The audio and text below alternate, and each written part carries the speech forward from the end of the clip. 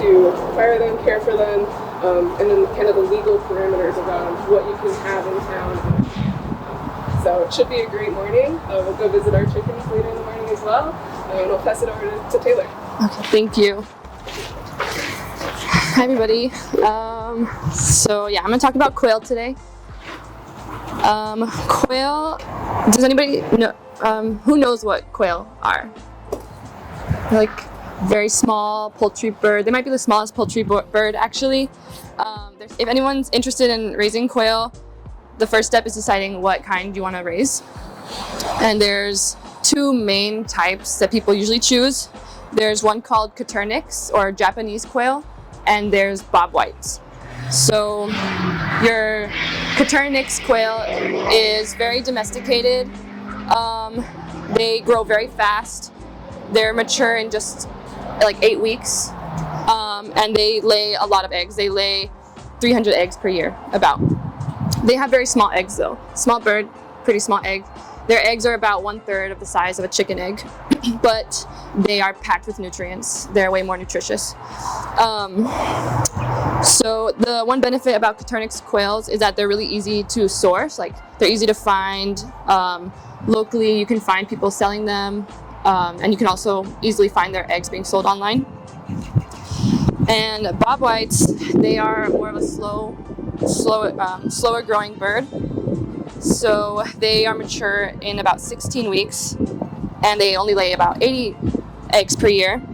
And you do need a permit to raise them because they're wild in Texas. So a lot of times people raise them for like hunting or just to increase the the wild populations. So you do need a permit to raise them, and they're a little bit harder to find. I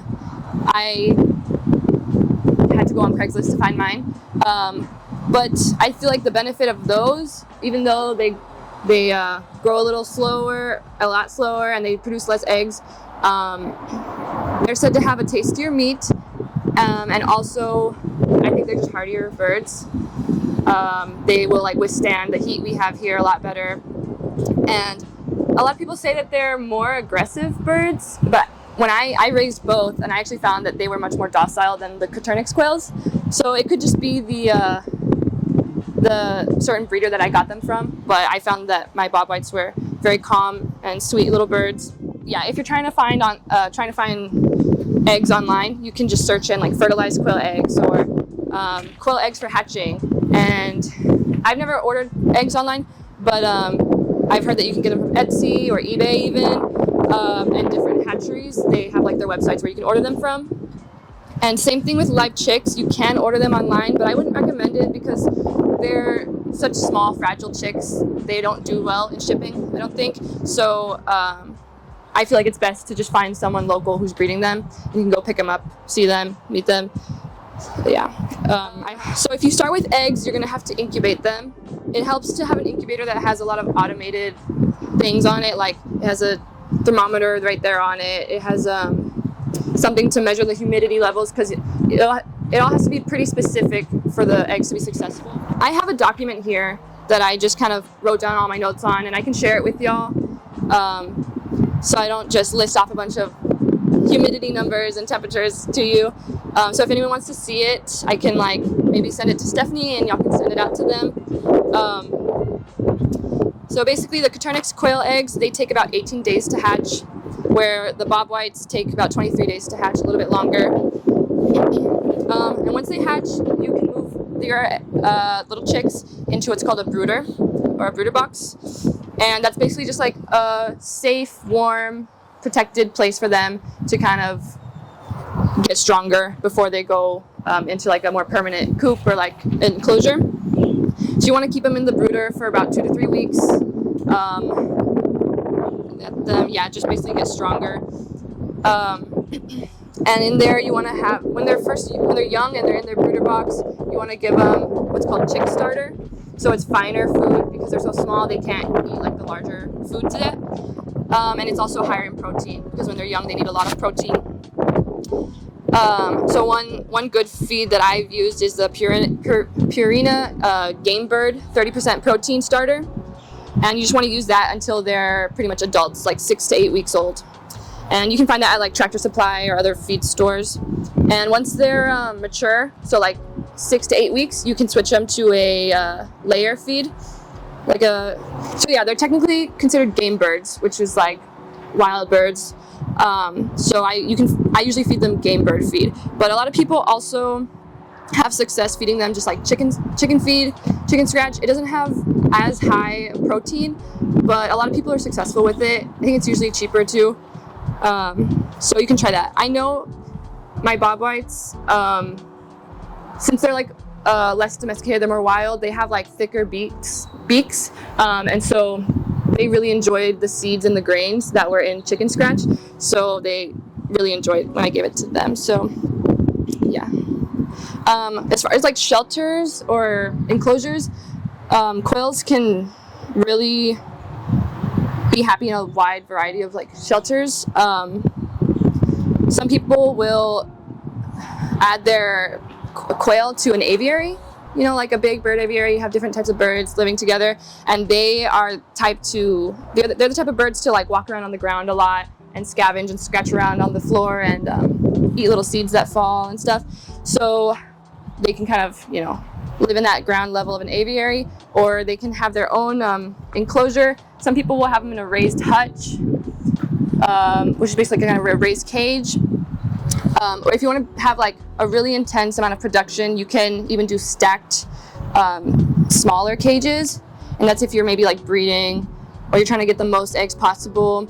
And yeah, it's kind of up to preference. Definitely don't fit too many birds into one small cage, because there's kind of a rule of thumb that you don't want to do more than one bird per square foot of space. But you can even go maybe one bird per 1.5 or 2 square feet of space, just to give them a little bit more room.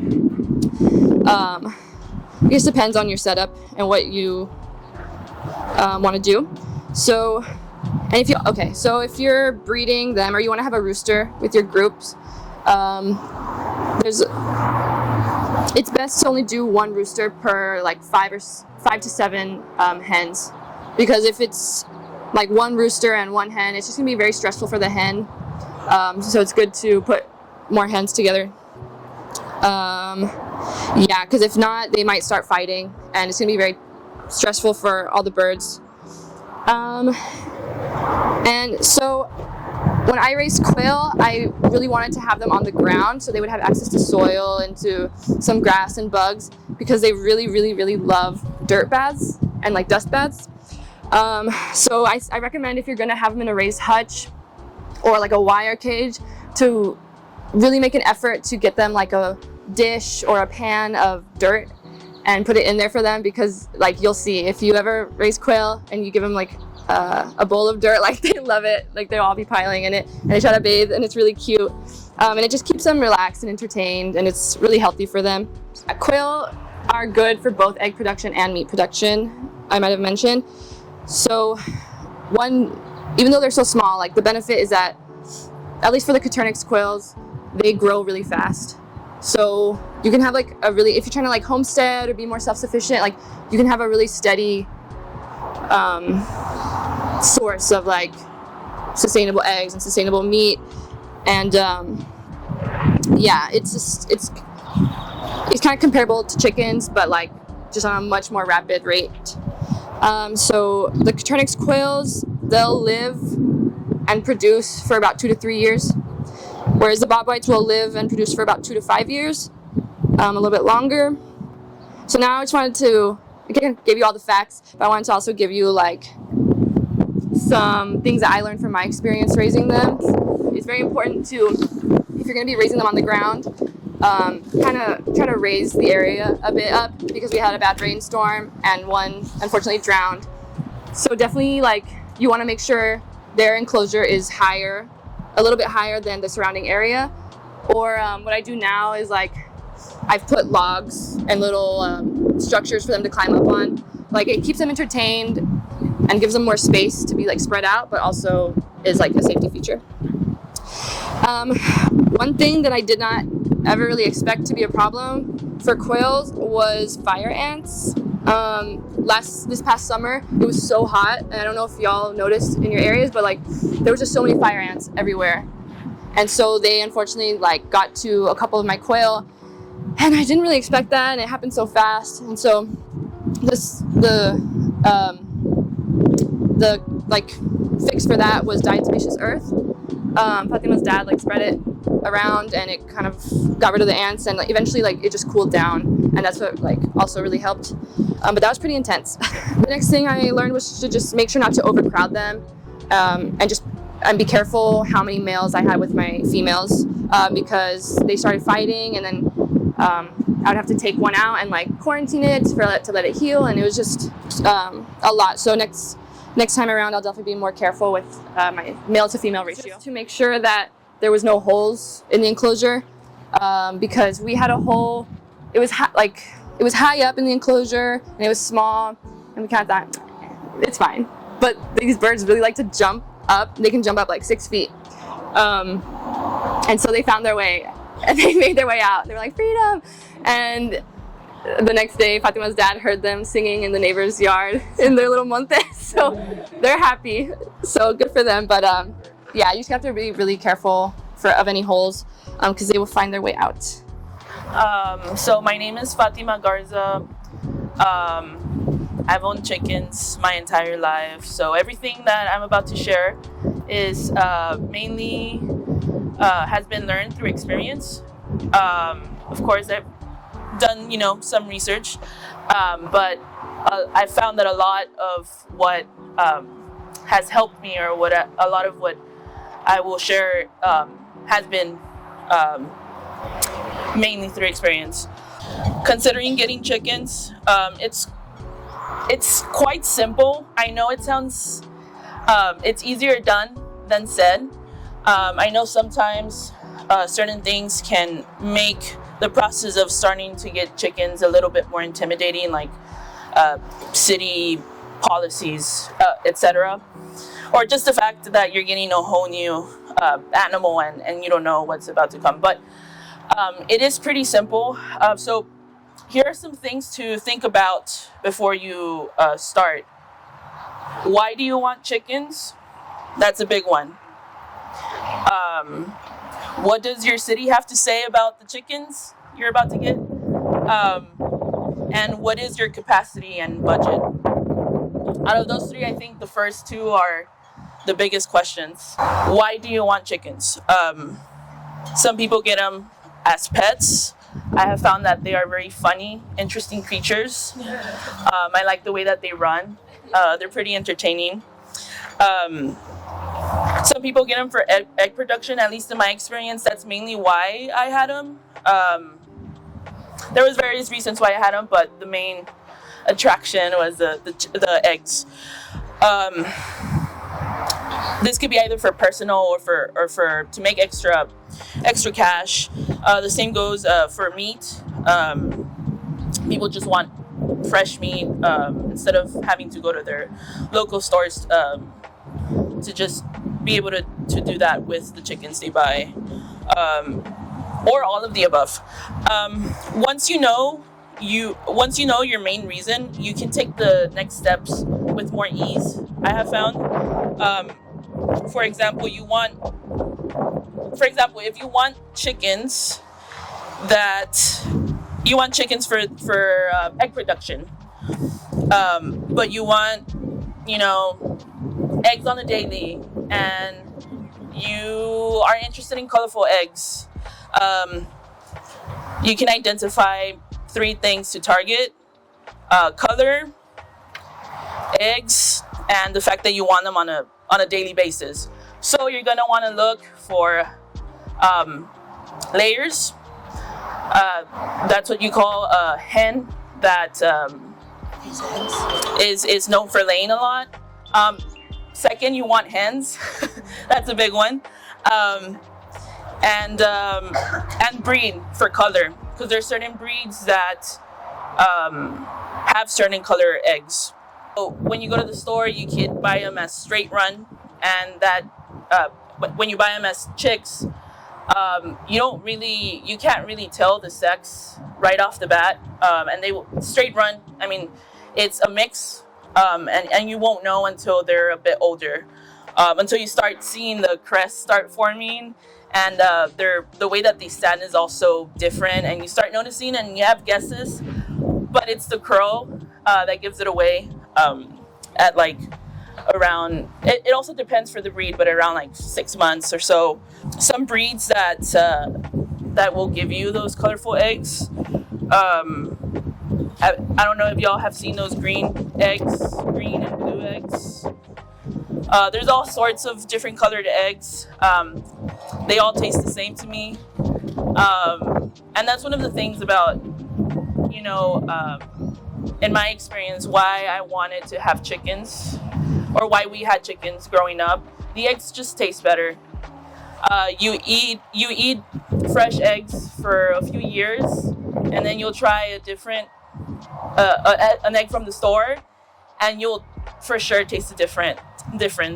Some chickens that are good for laying, in my experience, I usually go for the Rhode Island Reds, and honestly, what I can find, I'll get hybrids as well. So when I'm starting out with a flock, I start with whatever I have available, honestly, at the local feed stores. I prefer to buy chicks at the feed stores, just because when you order them online, you really don't know if they're gonna come all alive, to say it plainly. I always, like, if I want to have 5 hens, I always end up getting like 6 chicks or 7 chicks, and I already expect at least 3 of them to be roosters and 1 not to make it. If I get really lucky, I'll get 6 hens, and then I'll have too many eggs. But I'll share those, and that's the good part of it all. So another question to think about when you're about to start, looking into getting chickens is, what does your city have to say about chickens? That's a big one. I don't know at the top of my head what different cities here in the RGV have to say. Where I'm from, there's not really many regulations. I can have whatever I want. At least they think. But later on, they will provide, a list, a handout of different ordinances for different cities and what you can and cannot do. So that's a big one. Understanding what your city allows and does not allow is important. Take a look into your city ordinances before you take the next step. Not all cities are the same, but there's a high chance that they don't want roosters because they are very loud. But if you want to have chickens, and after you learn, what kind of rules you have in your city, and you don't necessarily agree, you can, and your city does not allow like certain things, or it's very restricting, you can always attend city halls and talk to your city officials to get that change that you want. And I know that it's happened before, so I highly encourage that. Yeah. Roosters are awesome, by the way. They're just very loud. I call them my personal alarm clock. And I was sharing with Stephanie earlier, it's good on a weekday, but if I'm trying to sleep in and I have a rooster getting the slightest hint of light crowing at 4 a.m., I don't like that. But they're pretty good.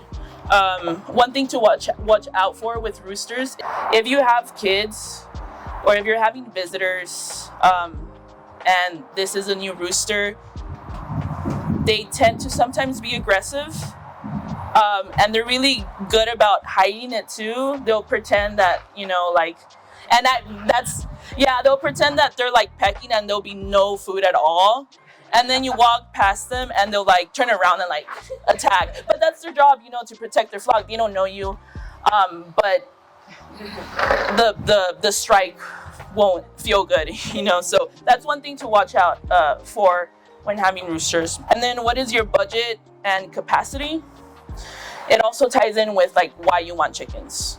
If you just want them as pets, then of course your regular maintenance, your food, your water, your coop. And then your coop can be as, and I'll go more into it later on, but your coop can be as low cost or as high cost as you want it to. Our coops, they're recycled. We would get like pallets that we would find at the side of the road and just recycle. And I think it was a pretty good coop, but I'm biased because I designed it. Chickens are fairly low maintenance. It depends on the system you have as well and the amount of chickens and the reason you have them. Like, of course, if it's for, I'm not too sure because my experience is not in like having a business precisely, but if you have a large amount of chickens, then that changes a bit and you have to be a bit more mindful, I would imagine, about, you know, cost and how much you put into it and how much you're receiving. Some people use automatic feeders and doors to save time and money. This also makes leaving them alone for longer periods of time easier. Like for traveling, that's one big thing to consider when thinking about capacity. Like, do you travel a lot? Then you might want to consider getting automatic feeders and automatic doors. But these are some of the options to help with budget and capacity. Now that you've asked yourself these 3 questions, and you know what you want them, why you want chickens, and where you're at, getting started. Where do you get them from? Do you want to get them as fertile eggs, or do you want to get them as mature hens? So if you want eggs right away, let's say for egg production, and I'm mainly basing this off of eggs because that's what my experience is on. And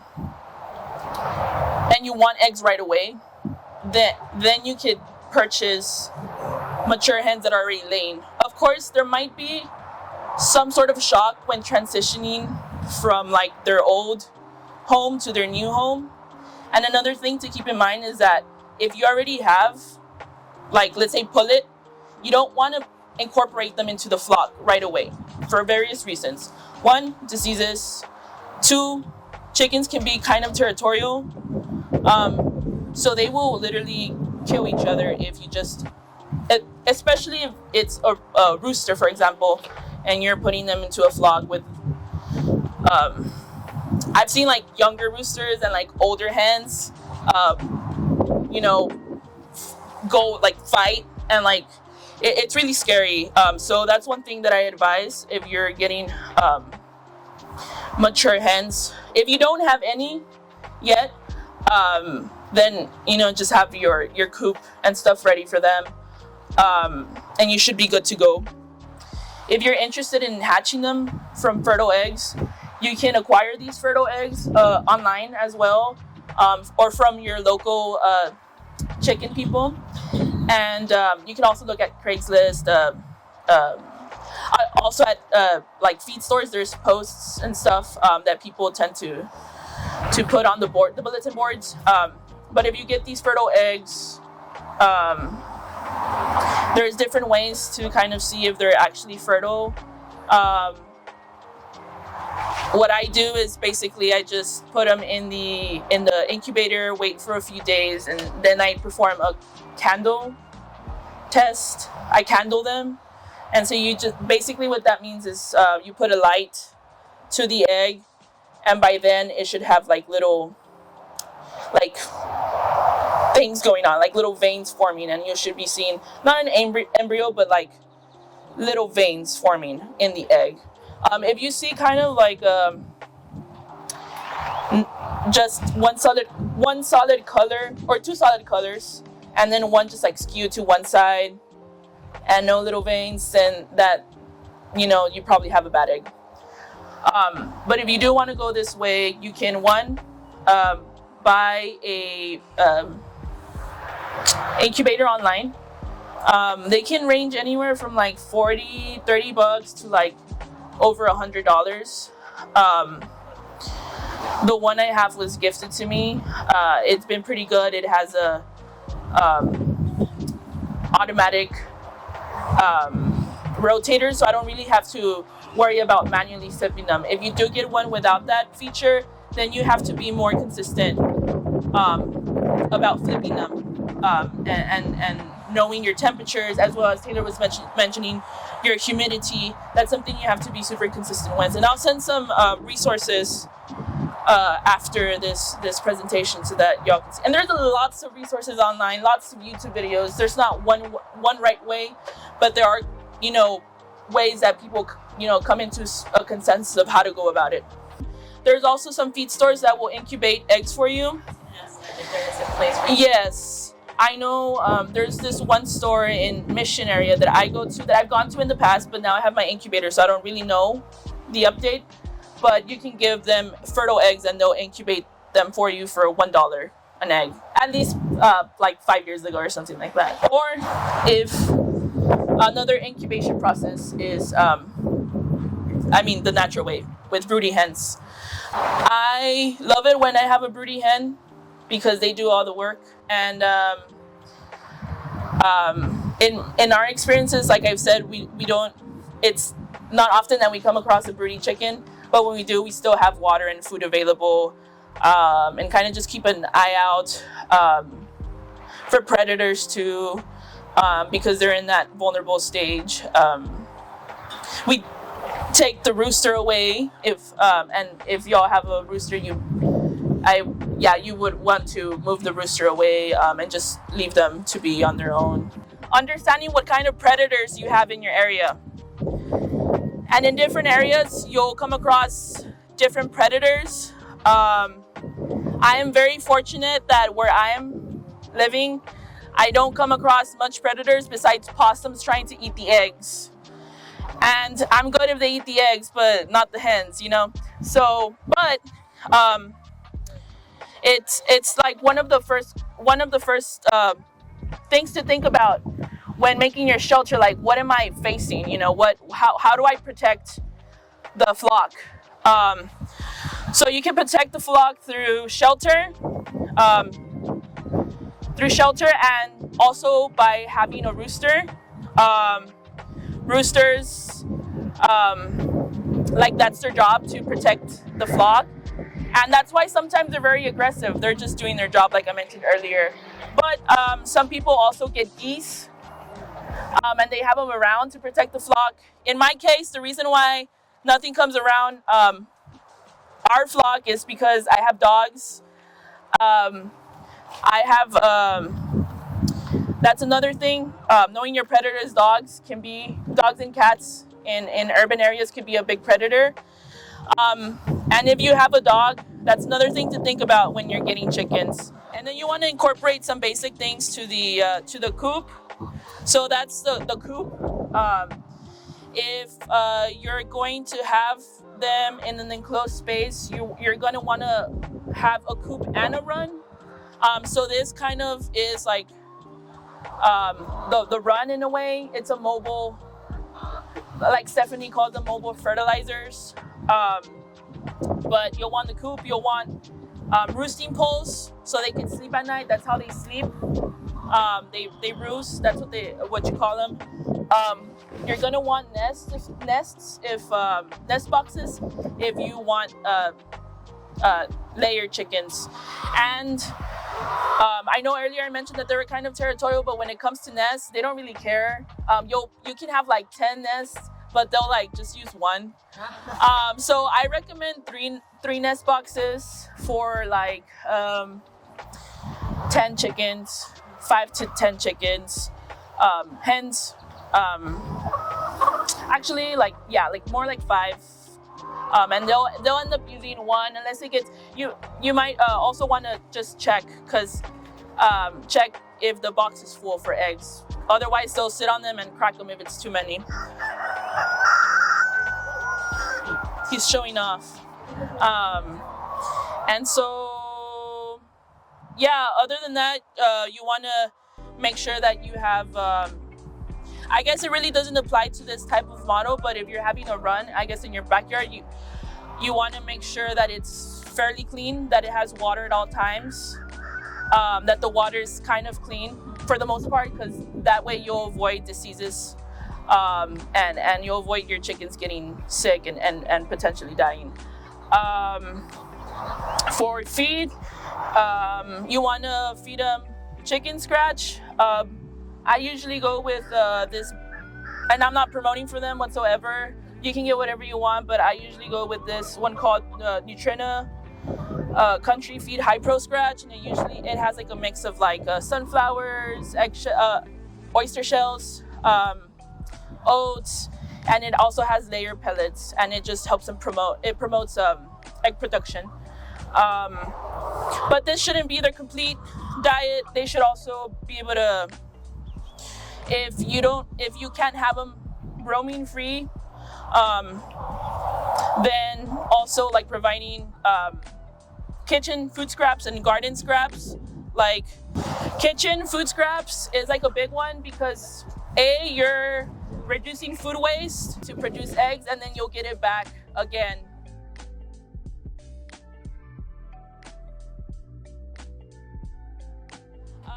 But her feathers are pretty shiny, so that is a really good sign. Her comb is a very like bright red color, which is also a good sign. And then you look at feathers, you look at their eyes, at their comb, inspect for any like black dots or cuts, open wounds. This can happen from like, if you have too many chickens in one area, they'll start, pecking at each other. Yeah, and so you'll just want to look at their feet as well, and check to see if there's no, if they look scaly, they have mites in them. So that's something that you want to take care of too. And you can, go to your local feed store and ask, what kind of remedies they have. But spotting it on time is a good one. And yeah, that's basically it.